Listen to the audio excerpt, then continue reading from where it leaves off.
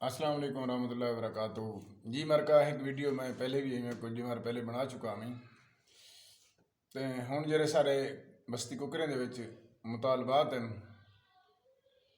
पहली गल तो यह कि कुकरें दे विच कोई साडी पैदाइश कने पहले स्कूल बनिया हुए, कम अज़ कम सन 1996 अस स्कूल गया से उमले दा है पिया स्कूल प्राइमरी स्कूल वाल एक वाटर सप्लाई बड़े अरसे कने चलती रह गई। वाल एक दूजी मिली हुण वो दूजी चलती पई है। वो पहली जी वाटर सप्लाई आई वो काला इंजन आई। उनके बाद सारे जेरे मतलब कुकरें की पोजीशन है जेरे गलियों के हालात हैं, बंदा नहीं गुजर सकता।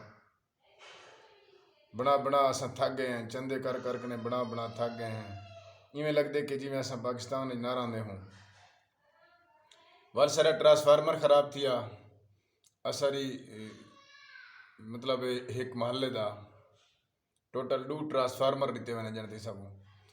ट्रांसफार्मर खराब थिया, चंदा कट्ठा किया तो ट्रांसफार्मर बनाया। डाह हमारी ने सियासतदानों के पिछों द्रोग द्रोग करने वाला ऐसे वाल झूठे फराडी वाल इवें नाल आख पैंदे कि असां जनाना स्कूल भी दे दिते कुकरें दे विच, असां फिलाना काम कर दिते, असां फिलाना काम कर दिते।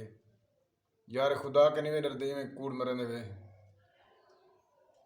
मैं रिक्वेस्ट करना बस्ती कुकरें वाले हर वो फर्द कने जरा बस्ती कुकरें का रहन वाला है अपने आप को बस्ती कुकरें का समझे दे।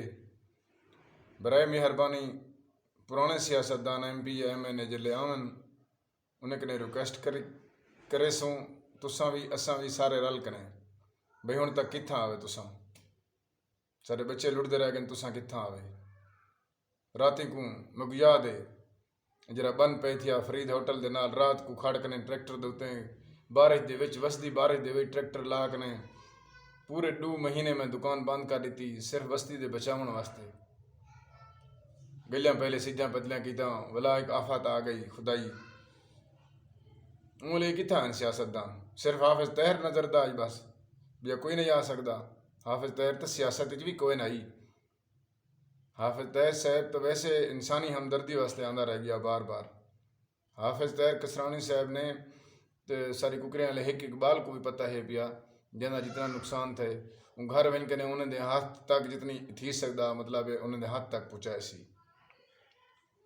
तो बाकी कोई सियासतदान भी सारे तक कह नहीं आया। मैं रिक्वेस्ट करना अपने बस्ती कुकरें वाले कने नौजवान बुढ़े सारे कने मेहरबानी कर कने नवी क्यादत को देखूँ, नवें कोई एक मतलब ई को देखूँ नौजवान को। मैं सरदार 70 साल पहले वाली क्यादत को छोड़ दूँ। अगर असा उन्हें तो वेने 70 साल पहले वाली क्यादत मैं सरदार देते हैं सारी ठड नहीं पक्की तो मजीद चलो असा पका गिनूँ। तो मैं तो यह था कि साडा पोलिंग स्टेशन भी होनी टाइम मतलब बस्ती कुकरें दे विच है पिया।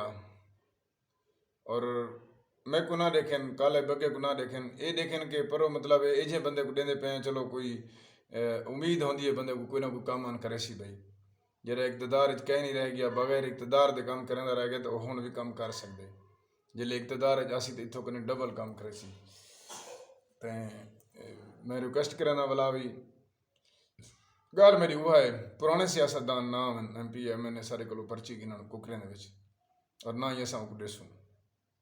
मेहरबानी उस तरी सारे साथी रल मिल कने एक झंडा उठाओ तो कि भाई जेरे पुराने सियासतदान वो मेहरबानी करन ना आवन उन्हें मेहरबानी उसी और कोई बंदा उनको घेन कने भी ना आवे।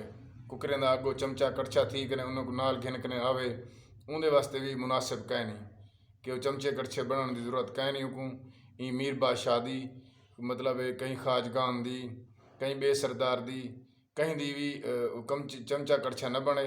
जेरे बंदे काम करेंदे रह गए इन्हें दे सारे सैलाब के दौरान अगो पिछो मतलब सारा काम तरतीब देंदे रह गए वह बंदे ही आवन और असा उन्हें वेलकम भी आते हैं और असा उन्हें को पर्ची भी देसूँ और इंशाअल्लाह असा उन्हें नाल भी हिस्से।